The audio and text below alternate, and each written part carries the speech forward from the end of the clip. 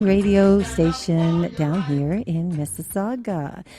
Wow, we get into, I woke up the other day and I was thinking, geez, one big item that it doesn't matter whether you live in a house or you live in a condominium, or it doesn't even matter whether or not it happens when you're sitting at work. Say, for instance, you're sitting at work and you're on your PC and you're doing all your computer work and, updates and whatever you need to do. And next thing you know, you feel something hitting your foot and you're like, what the heck is that? You look down and it's a mouse. And so a female, yeah, what do? We probably scream. It's that female thing. Men, well, they, move into action, go and try to find out where the mouse has taken off to, and everybody starts searching the whole floor to see where it's gone. And of course, the question is, how on earth did it get onto the 15th floor of a commercial building in downtown Toronto? So that's an interesting story and a half. And the person that could have answers to pest control is Joe Bruno, because Joe Bruno is the owner of a company called Snap, SNAP Pest Control. And today I'd like to welcome Joe to the show. Oh, hi, Linda. How are you? Very well. It's great when we were chatting on the phone, even now, actually, about different things that happen out there with pests. There's just so many different varieties of pests, I guess, that you have to look after. What would be, I know we talked a bit about crazy stories that you've had. Oh, yeah. Well, there's a variety of different pests out there. We have insect pests that are crawling around, and we have wildlife pests that could be in your attic or in your basement, creating sounds in walls or ceilings. It's just pigeons on a roof. There's all kinds of pests, and this is the time of the year to really focus on pests because now they're starting to move around. Now they're more likely going to break into your attic and have babies. We're talking about raccoons, birds getting into your dryer vents or stove vents and things like this. This would be the time when all hell breaks loose the next couple of months, especially after the cold winter that we've just had, and it's kind of kept them a little isolated for the most part.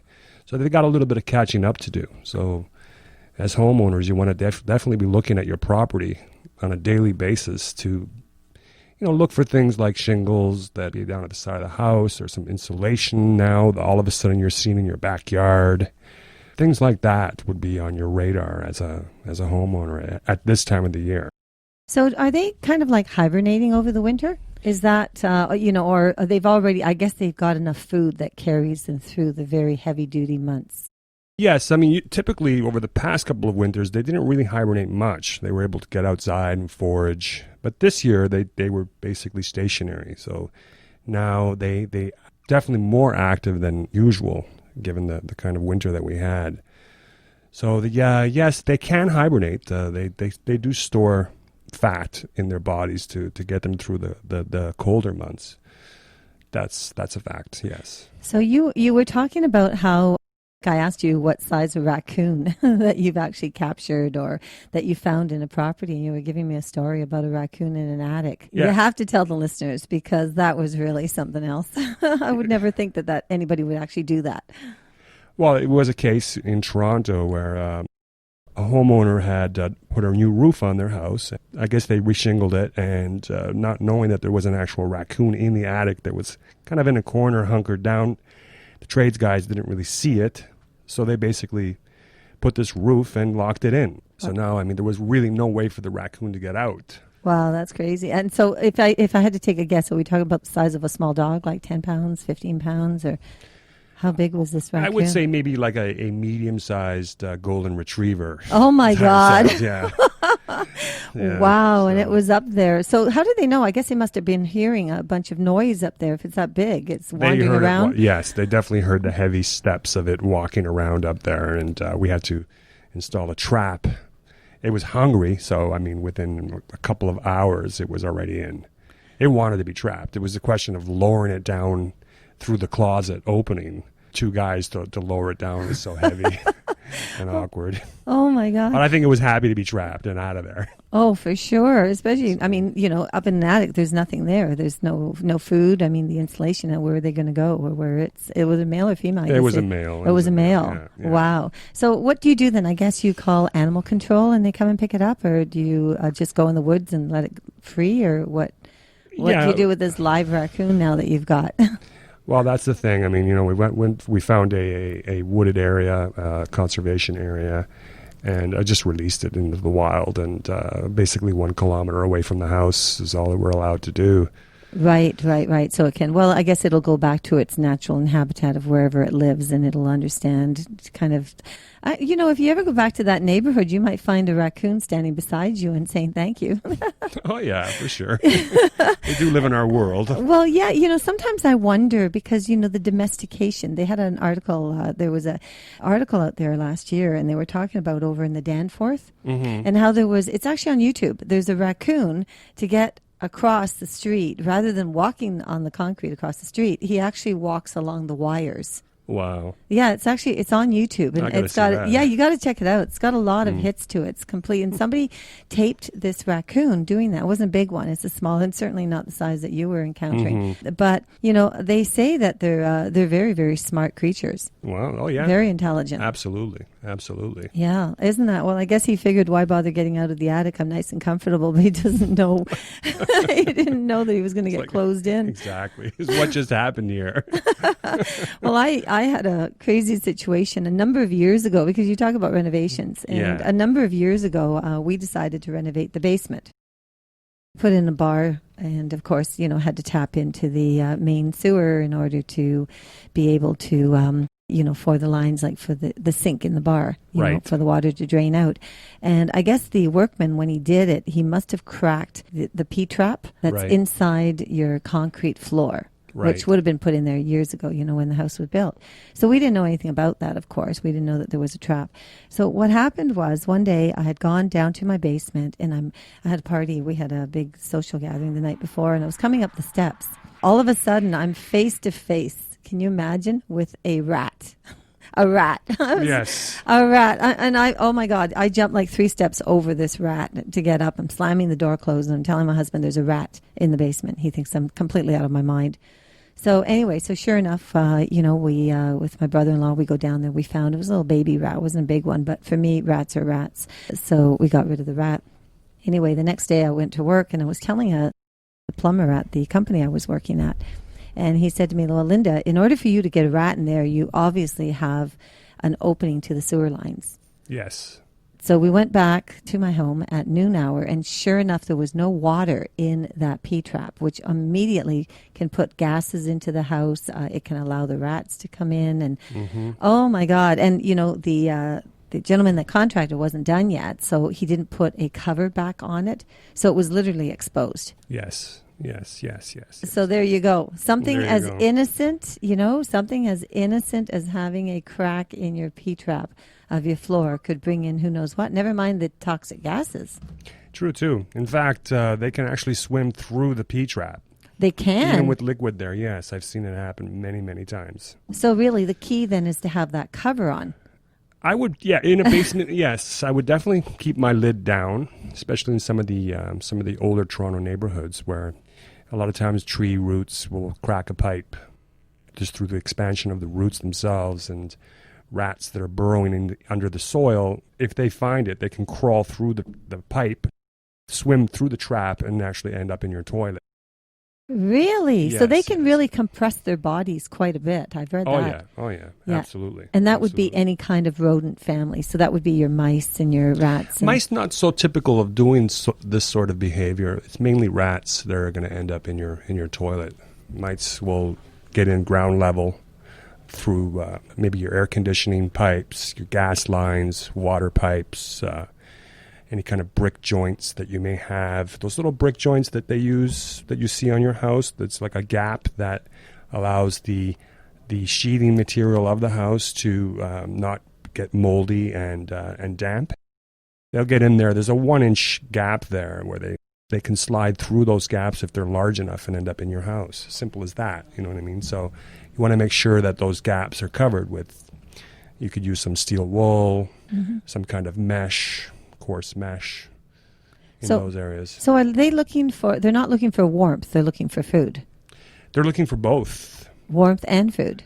Oh, okay. Warmth, food, and it's their way of getting out of the elements where there are maybe some predators lying around. So they're safe in your house versus being outside where a nice big owl or hawk could come down and get them, right? And they know this. Okay, so then it could be conceivable that in the wintertime especially, if somebody was to, say they have a pet, they have a dog or a cat for that matter, and they open up the door to let the pet out. Yes.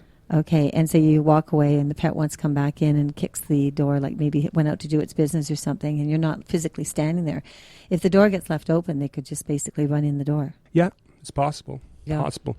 Especially if the conditions around the house enable it to do so. For example, if you have a lot of tall grass around your door, if you've got some clutter, boxes, maybe some rubble from a construction job, those are just harborage areas. And so if that's near the door and the door is open and they're hiding under there, they may just decide to come in. They know right away that it's warmer inside. They can sense that difference in the air temperature. So that will definitely bring them into the house. So you want to make sure that those areas of the doors that are clear and they're open. The mice, for example, don't like to be in open spaces. They want to be in confined spaces where they feel comfortable, where they can hide. It's their nature, and they've been doing it for millions of years. So I guess the key area would probably be in the kitchen.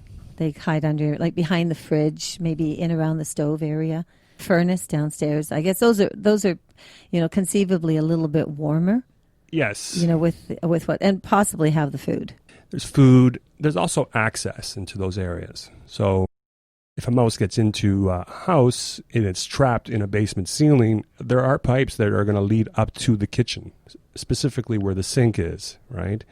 So it's a double-edged sword. I mean, not only is the food there, but there's the access is there too. So that's why most people that are going to have a mouse problem are going to find droppings underneath their fridge, underneath their stove, underneath their sink.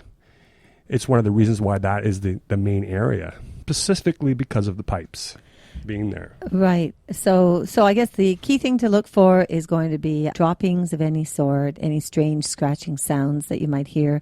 They're nocturnal, are they not? They're nocturnal for the most part. When a population becomes high, the older, more mature mice will start kicking the younger mice out, and so that's when you'll start seeing them in the daytime. If you see them in the daytime, you know you've got a nice population there. Okay, that makes total sense because, Yes. right, because then why would they want to expose themselves to open area, especially if someone's home? I mean, they would know if there's activity going on and whether or not anyone's in the house. Exactly. Right, okay. They know the homeowner's movements, and they know when the homeowner is going to be watching TV. They know when the homeowner is going to be having breakfast. They know it. They gear themselves to that rhythm, that cycle. So they're going to be more active at night when you're asleep. Mm-hmm. It's just natural. Now, if you see them during the day, they've been kicked out by the bigger, more mature mice. And says, look, this is my place to hide. You go find your own place to hide, right? So it's like, okay, then they scramble to find a place to hide. So if you have a mice gang in your place, you're going to be able to see it with the droppings and basically what Joe is mentioning. Interesting. We're listening today to Joe Bruno, who's the owner of Snap Pest Control, and gave you a lot of good insight about mice and rats, and this time of the year is something to certainly pay attention to. We'll get into more about different types of insects that we can find in your home, in your condo, in your business. Hang tight. It's Linda Pinizzato of the Condo Expert. Linda Pinizzato. She's not your typical realtor. She's your real estate counselor, teacher, and advisor. Whether it's a house, townhome, or condo, when you're ready, she's your negotiator. With 34 years of experience, Linda guarantees that you have the real estate knowledge you need to make the right decisions. Call Linda Pinizzato at Sutton Group Quantum Realty, 416-561-7373, or visit her at lindapinizzato.com. Hello there, it's Linda Pinizzato of the Condo Expert. And, I have to thank you for tuning in, for checking into Connect Me Radio. Every week we have the shows, Wednesday and Friday nights at 7 p.m. And you can also listen to podcasts. So Linda Pinizzato /podcast.com and, Linda Pinizzato /Buzzsprout.com. And also iTunes. Just type in Linda Pinizzato or Condo Expert. One thing I want to mention is, although the name is Condo Expert, I try to touch a lot of different subjects because, one thing revolves to the next. I mean, you can talk about condos, you can talk about single-family homes, you can talk about the market, the economy. You can talk about, last week it was about bugs and pest control. We've talked about mortgage financing, lawyers, the Condo Act review, what's going on with our city hall, municipalities, provincial government. Today, the episode's been about modular homes. We touched on mobile homes. There isn't a subject that I can't touch on. And if you are interested in listening to something that has tweaked your mind and you just can't find the real information, please email linda@lindapinizzato.com, because this is where you're going to get the information. And it's fun, it's exciting, and at any given time, just type in condoexpert.com and it will give you the total rundown of all the shows that have been out there. There's over 200 shows. Now's the time to learn more. As a realtor for the last 35 years, I've been so fortunate to learn so many different things about everything that we have talked about, and I'm here to help you. So thank you so much for tuning in. You're listening to Linda Pinizzato at the Condo Expert. Hope to hear from you soon, and have a wonderful, fabulous day.